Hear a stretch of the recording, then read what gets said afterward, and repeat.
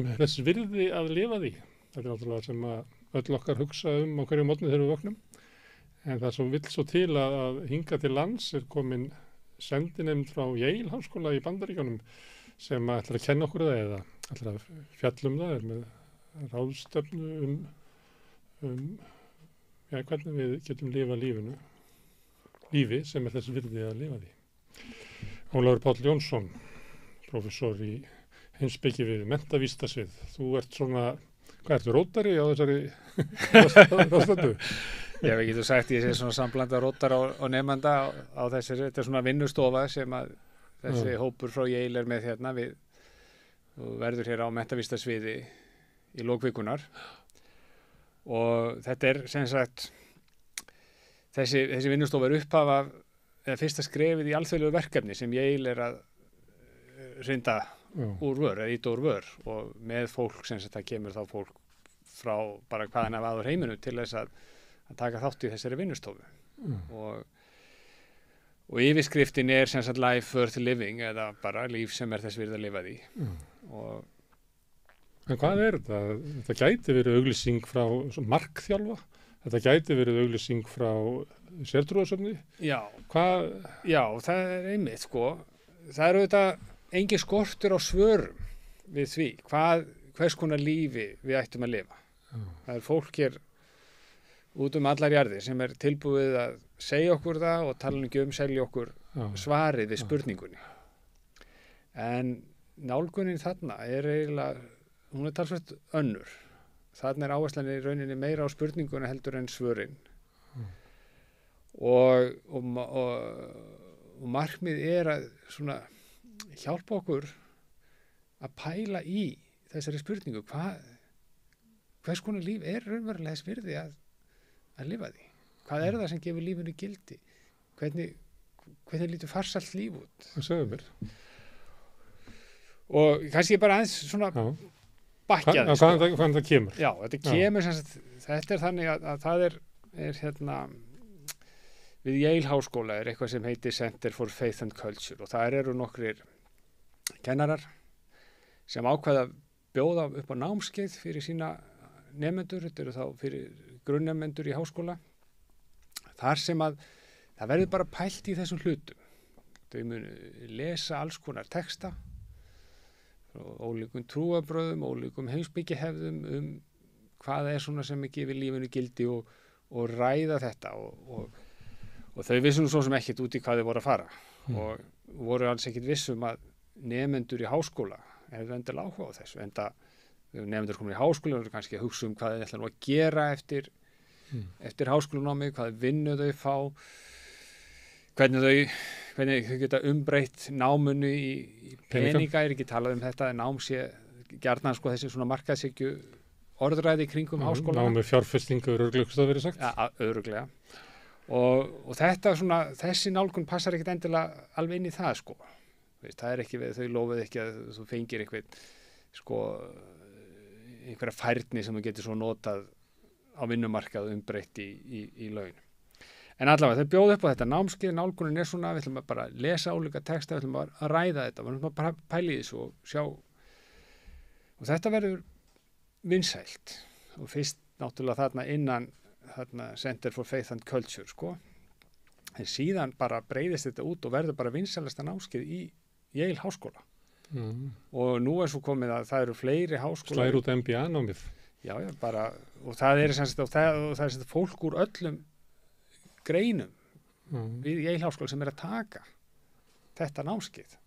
Þannig að það eru væntanlega nemendur úr MBA-náminu sem koma og taka þetta námskeið og það er kannski einhver úr læknisfræðinni og það er einhver úr heimspekin og trúarbrögðunum og svo er einhver kannski bara að læra enska bókmenntir og annar í stærðfræðinámi. Og þú ferð ekkert út úr þessu, þú ferð ekki svona 3 stafi eins og í MBA, þú ferð ekki að þú sett lífsspekingur útskrifaður. Nei.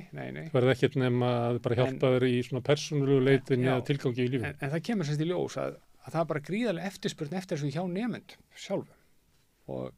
Og þannig að þetta vindur upp á sig, fyrst innan skólan, svo innan þetta eins og gengur og gerist eins og í Bandaríkjunum þá þetta dreifist þetta til annarra skóla og svo núna Yale að hrinda úr vör þessu bara alþjóðlega verkefni þar sem þeir eru að reyna að miðla þessari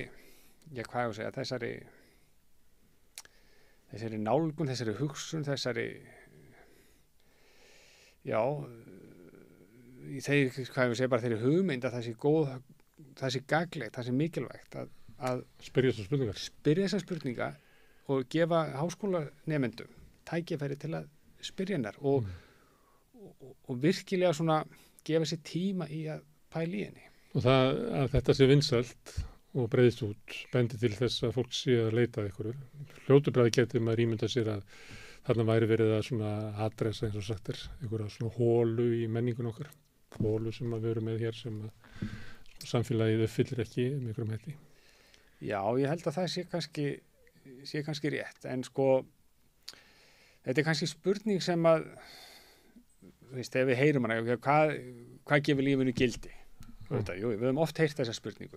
Hvernig á maður að lifa lífinu? Við erum kannski ekkert voðalega góð að virkilega reyna svona, hvað hefur að segja, tæklana, má maður sletta svoleiðis. Það er að segja, og það er svolítið það sem þau gera í þessum, voru að gera þetta í þessum námskeið, það er að segja þau taka ólík svör. Þau líka brjóta spurninguna niður, til dæmis bara byrja kannski að spyrja bara, hvað finnst þér eftirsóknarvert? Ok. Og þá í framhaldinu getum maður spurt, hvað er þess virði að sækjast eftir? Og það eru til fullt af svörum við þessari spurningu. Og bara, það er endalaust verið. En þá vaknar aftur næsta spurning, hvernig getum við nú eiginlega hugsaðum, hvað hefur að gera við öll þessu ólíku svör? Hefur við bara stökkva einhvern vagnin? Hvernig veljum við hvaða vagn við stökkum á? Eða ætlum við ekki að stökkva á neitt vagn? Hvað er það sem hentar okkur? Hvað kemur út úr þessu? Er þá hópurinn að reyna að leita sameiginlegu svari eða kemur það út að við erum bara ólík samsett, sum hafa svona andlegan botn í sinni sál og þurfa að fá slík svör og aðrir þurfa að fá eitthvað allt annars svona svör. Sumir eru félagsverur og leggja höfuð áherslu og félagslega tengsl út í samfélaginu, aðrir lifa ríku innra lífi og fá slík svör eða hvað? Er þetta leita svona sameiginlegum svörum fyrir okkur öll? Nei, þetta er ekki leita sameiginlegu svar, markmiðið er ekki að finna rétta svarið. Útgangspunkturinn er bara fjölhyggjan sem við upplifum og sjáum allt í kringum okkur í samfélaginu í dag. En markmiðið er eiginlega að þeir leggja ríka áherslu á það að við lærum að hlusta og hlusta á aðra raddir. Og þegar ég segi hlusta, við getum verið að lesa bók og þau eru þá að segja, nær röddin í textanum, eyrum okkar. Þannig að við lærum aðeins að taka hugmyndir sem eru okkur framandi, hugmyndir sem við erum ósammála líka. Við lærum samt að hlusta á þau, taka þær alvarlega. Við lærum að vinna með þær. Og þannig að þegar að í okkar lífi að við lærum þá að taka afstöðu með einhvers konar ígrundaðri hætti, einhvers konar gagnrýnni hætti og við séum ekki bara svona að berast með straumnum bara með þeim straum sem við einhverja hluta vegna stigum út í. Eins og manninum er að mörgu leyti eðlislegt. Ef einhver byrjar að gangi út við buxum að það fara allir aðrar að gera það, það verður ígrunduð ákvörðun að nú ætti ég að gangi út við buxum. Og þetta sem sagt þetta er kannski spurning sem að svona hefðbundi sé að hefur tilheyrt heimilunum. Já, það er einmitt það sem að maður þau út að tala. Það þótt að sé ekki kultúrist þroski, persónu þroski sem að maður fær næringu og leitar utan hinna formlegu stofnana eins og háskólans. En heimilin eru kannski ekkert endilega besti staðurinn til þess að ekki lengur. Til að næra, kannski voru þau aldrei. Sjáðu til að því að heimilið þar er mjög gjarnan að það er ákveðin gildi sem þar ríkja. Þau geta verið býsna þröng. Það er ekkert víst að börnin á heimilinu einhvern veginn vilja endilega taka upp þau gildi sem að foreldrarnir hafa. Það er ekkert víst að það sé endilega svigrúm inn á heimilinu til að rökræða þetta. Það er ekkert víst að þau heyri aðra raddir.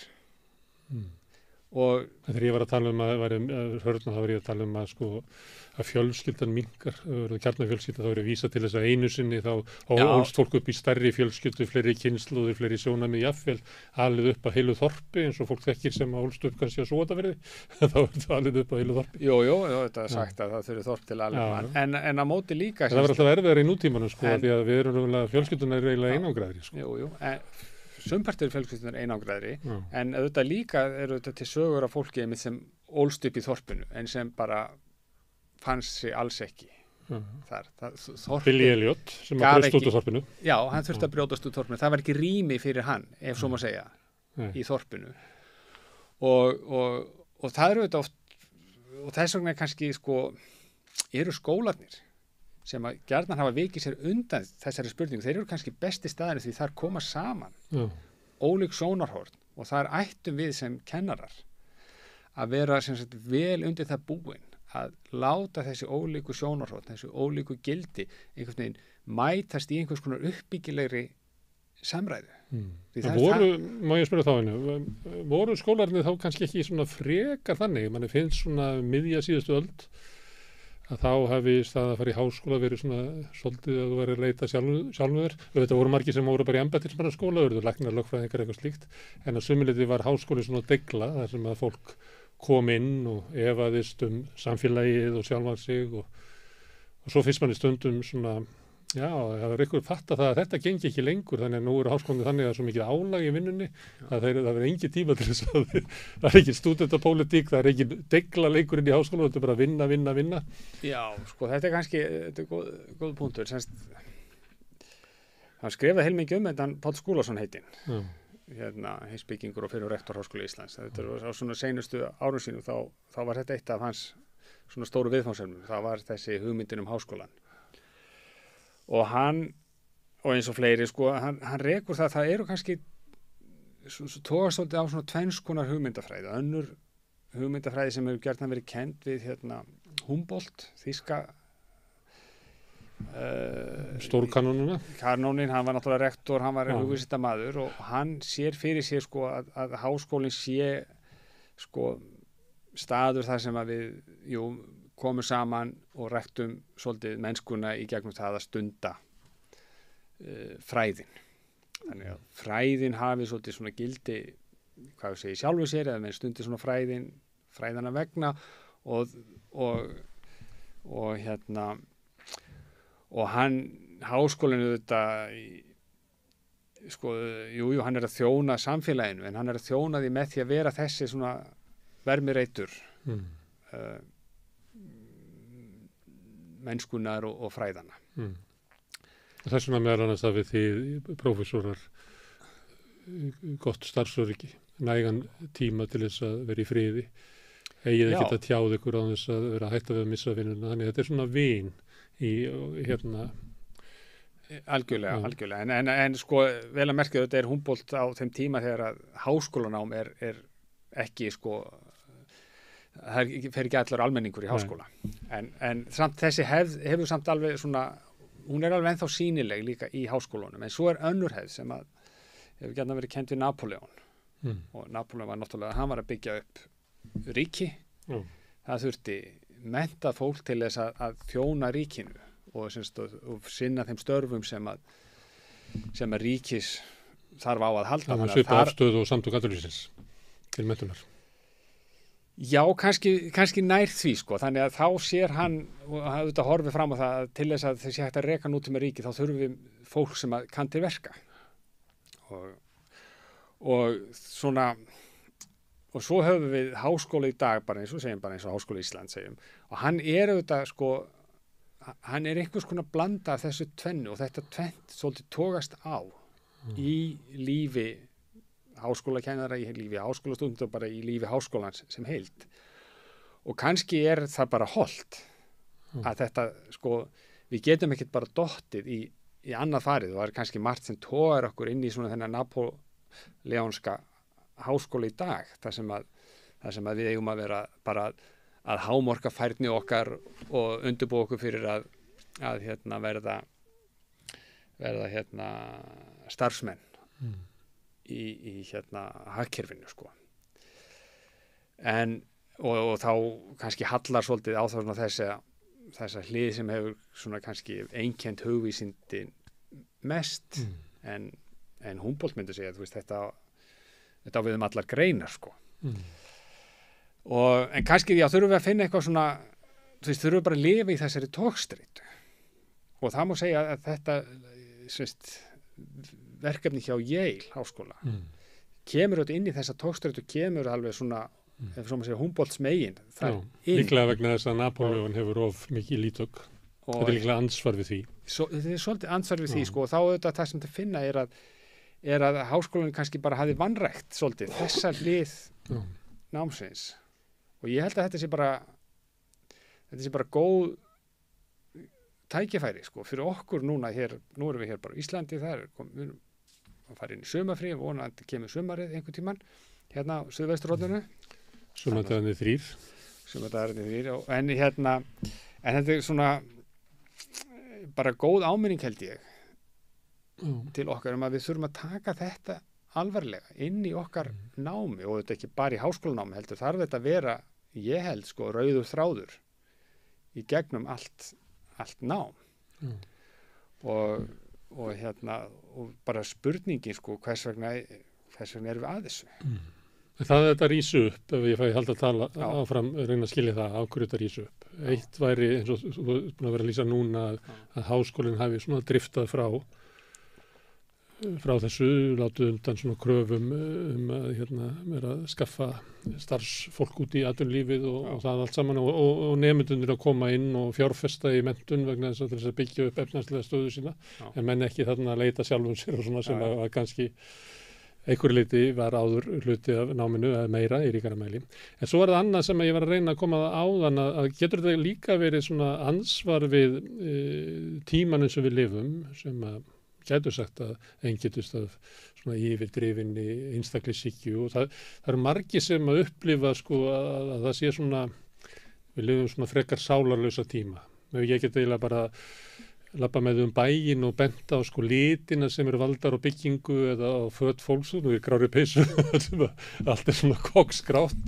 Þú kannast við þetta, þessi tilfinning sem og líka sem ég var að tala á að fjölskyldan minnkar og kannski getur hún ekki veitt okkur leyndu, þá er svona félagslegu þörf sem við höfum, að vera með svona, það er svona grunnstofnanirnar er að verða veikar. Getur verið að þetta sé svona eitthvað svona upprisa í leit að einhverjum svona svörum. Má ég minna maður sem heitir Ará, sem var frá Venezuela, og ég held að svo ennþá var lífi í hárri elli. Hann var svona upp úr 1970, þar sem hann stóð frammi fyrir svona upplausn í samfélaginu. Það var efnahagsleg upplausn, það var kreppa, það var stjórnmálakreppa, það var stjórnlagakreppa. Það var bara, og hann hugsaði með sér að það sem er að í þessu samfélagi, það á sér einhvern veginn sameiginlega stóð, það er andleg kreppa í samfélaginu okkar. Og það er til þess að lækna hana, þá er líklega eina leiðin bara Guð eða listin, og ég veit ekki þetta Guð, en ég kann að spila á fiðlu, þannig að hann fór út í fátækrahverfinu og stofnaði, sko, tónlistarskóla.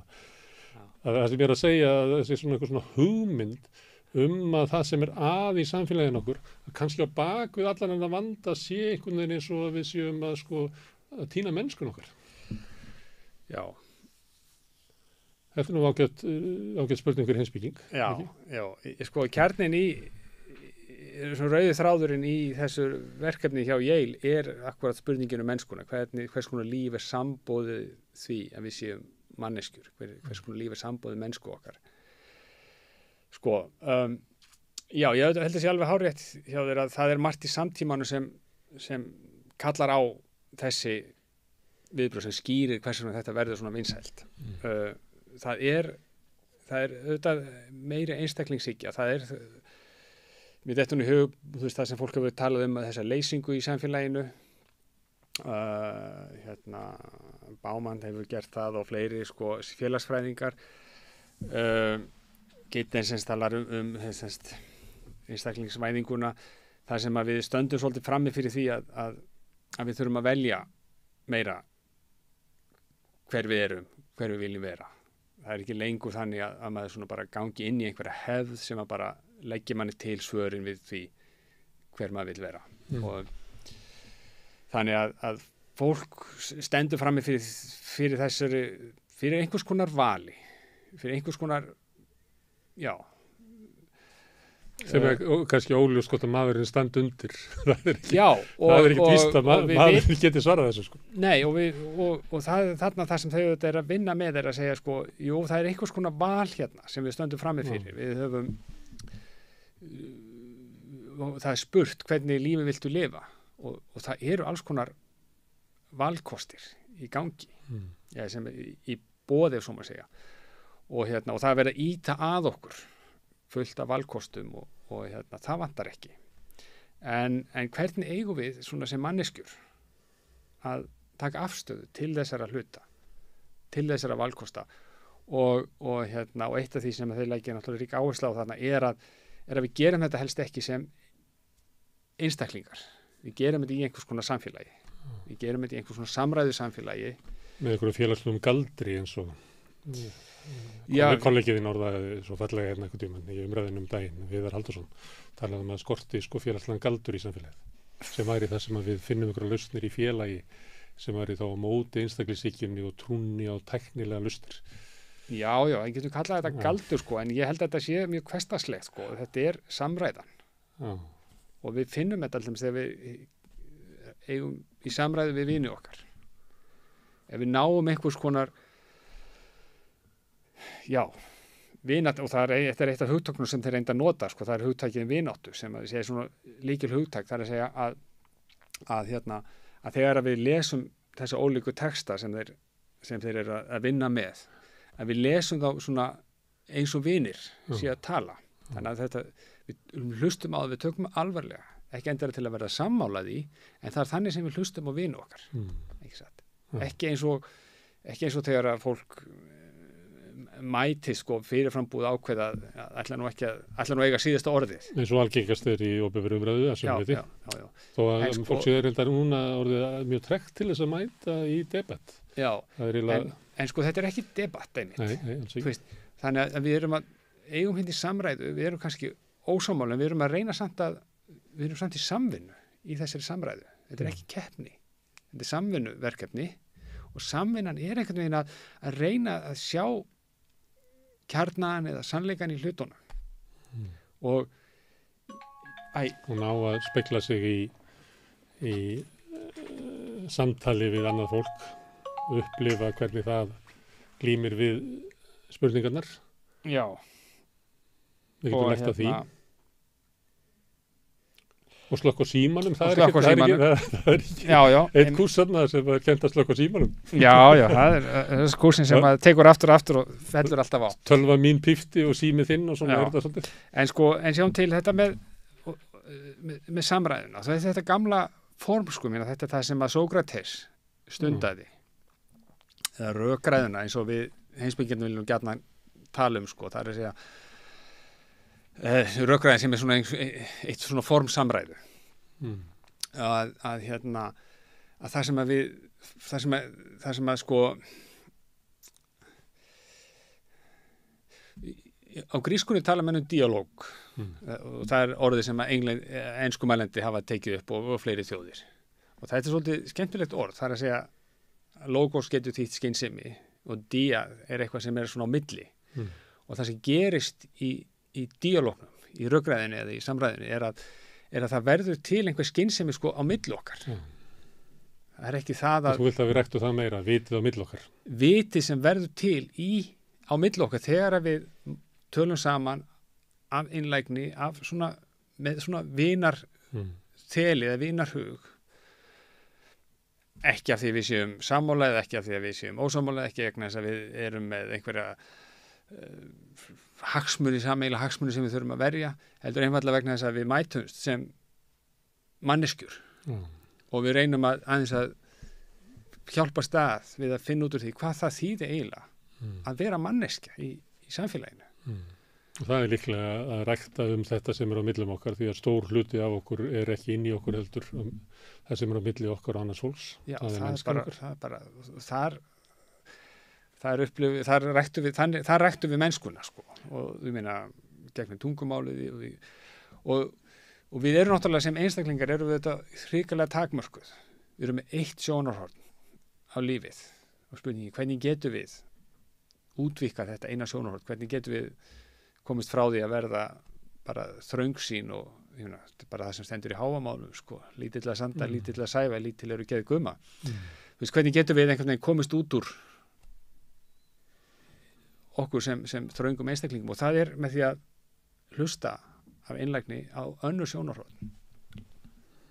Og það er svona og sögu annara, hlusta á sögur annara, hlusta reynslu og upplifun, já, hvernig annað fólk hefur glímt við þessa spurningu. Og það er erfitt verkefni að vera manneskja. Já, og líka, leið og við lærum að hlusta, þá lærum við kannski líka að tjá okkur, að lýsa okkar eigin sögu, segja okkar eigin sögu, lýsa okkar eigin tilfinningum. Partur af vandanum er að sko, við þurfum líka að læra það að segja frá því hver við erum. Þannig að og þetta er þess vegna sko, og ég get bara tekið undir með Sókrates og fleirum sem hafa verið að tala um menntun síðustu 2500 ár sko, að kannski er bara samræðan besta kennsluaðferðin sem til er. Þið heimspekingar hafi lengi haldið því fram. Við höfum lengi haldið. Herðu, en þú nefnir að þessi fólk komið saman að þannig hafi þetta byrjað og lesið texta, og að því að ég var svona opna fyrir það að háskólarnir hafi verið að lokast og menningin okkar hafi verið að lokast. Eru þetta þá mikið textar sem eru sóttir svona, fyrir aftur fyrir upplýsingu og eitthvað slúðis? Þetta eru bara alls konar textar. Það eru bara textar sumir textar eru úr Biblíunni, sumir textar eru úr Kóraninum eða úr trúarritum gyðinga, það eru frá Konfúsíusi og búddisma, og svo eru bara heimspekitextar, það getur verið bara Aristóteles. Þú varst komin inn á sko, þetta árþúsund en þá?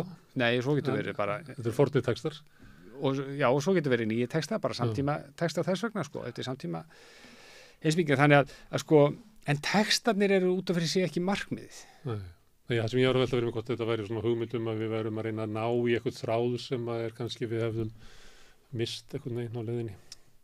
Þráðurinn sem við höfum mist er kannski frekar aðferðin heldur en innihaldið. Vegna þess að það er sko, þeir sem það voru kallar sem að störtu þessu sko, þeir eru með bakgrunn í sem þú veist trúaði kristnir fræðimenn. Og þannig að þú veist, í þeirra persónulega lífi er eflaust, einhver svona þráður sem að þeir rekja þangað aftur, en sko markmiðið með námskeiðinu er ekki að reyna að fá annað fólk til að sem tengjast þessum þræði, þú veist, það eru ólíkir þræðir og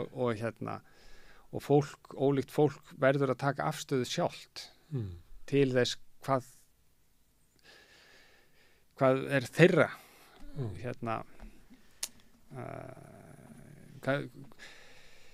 hvað því finnst að samrýmist best því að lifa manneskjulegu lífi.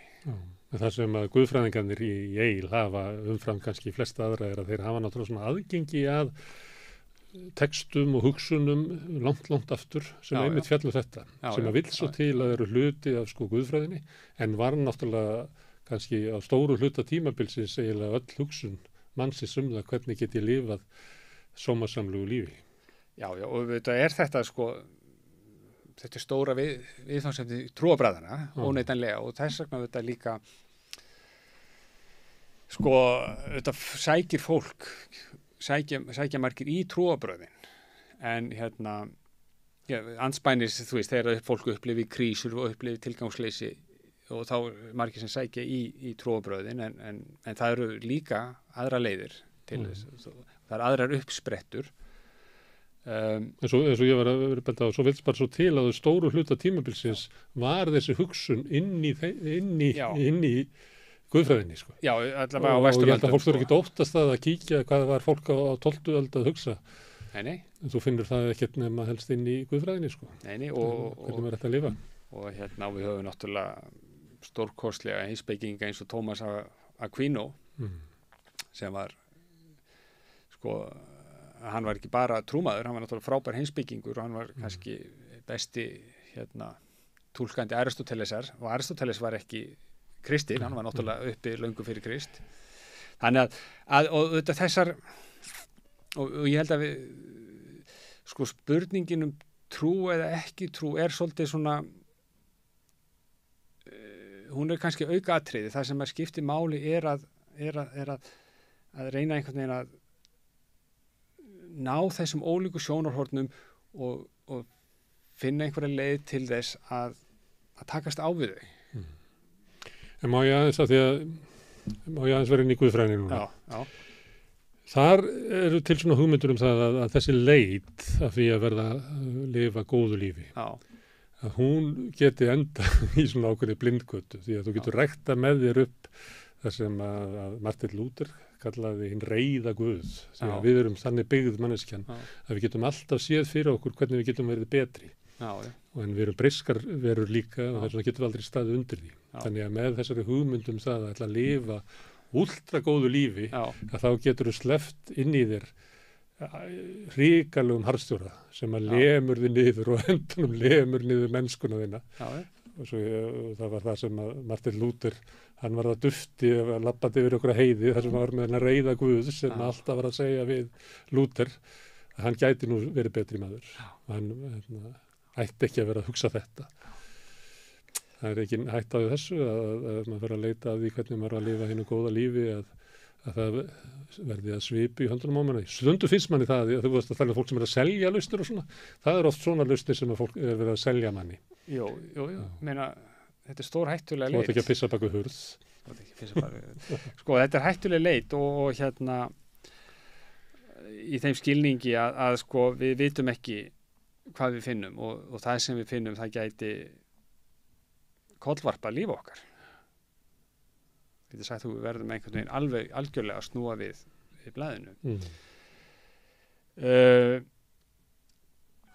Hættan sem þú ert að lýsa er þetta líka fyrir hendi, það er að segja við sjáum fyrir okkur eitthvað svona ideal og þarf ekki trúarbröðin til sko, við sjáum nú bara hvernig fólk pískar sjálft sig áfram í sko einhverju veraldlegu kapplaupi um að hvað heitir að vera besta útgáfan af sjálfum sér eða ég veit ekki hvernig þetta er eiginlega orðað.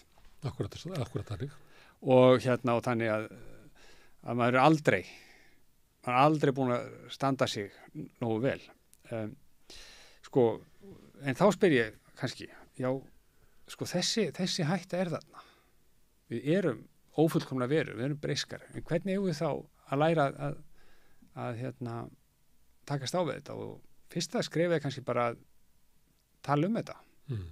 Þannig kemur samræðan aftur. Hvað eru eðlilega væntingar til mannesku? Hvað er ekki við því að búast að við stundum gerum einhverja bölvaða vitleysu?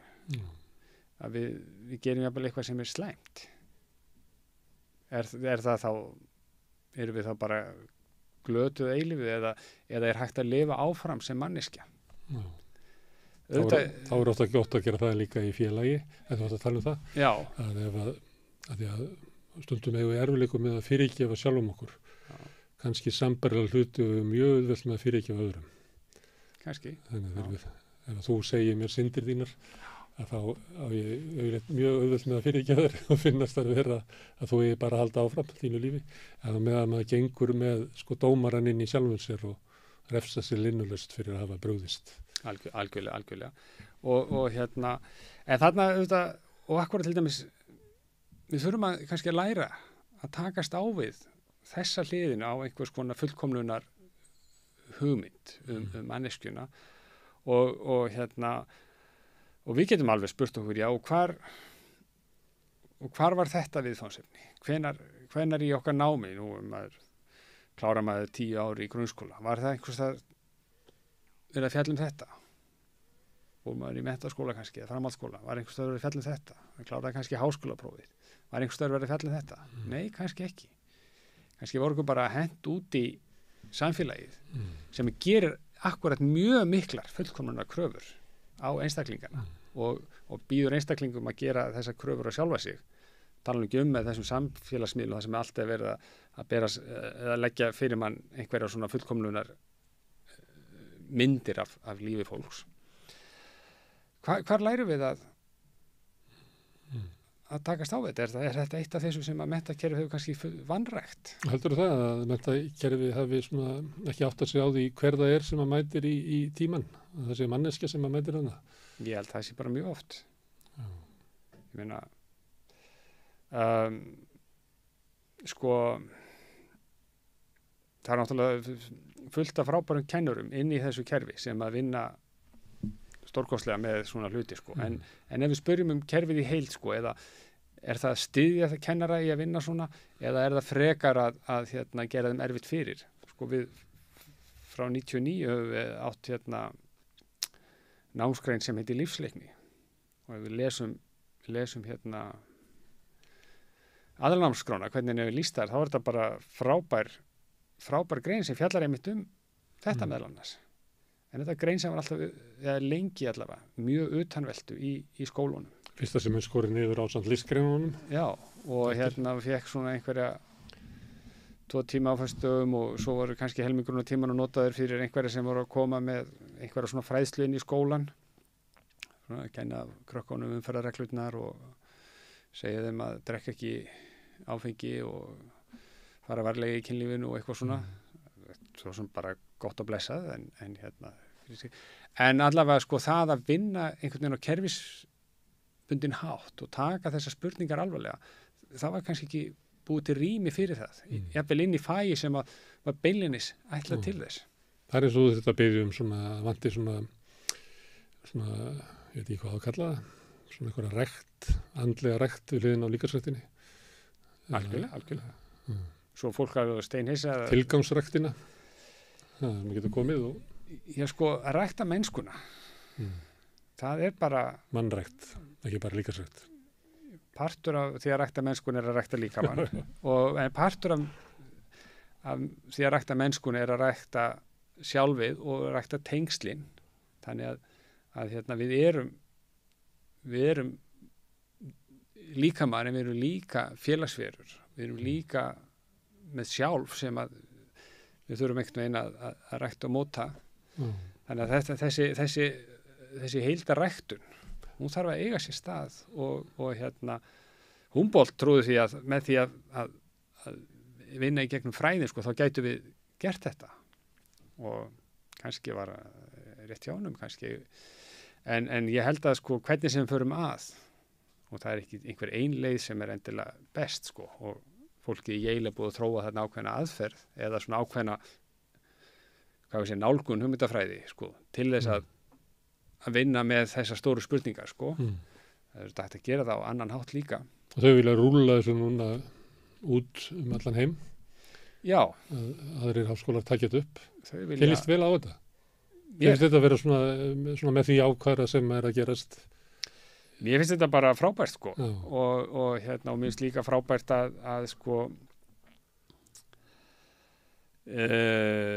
svona frumkvæði, þú veist, það hjálpar að skóla eins og Yale einhvern veginn sko segi, heyrðu, þetta er það sem háskólar þurfa að hugsa meðal annars.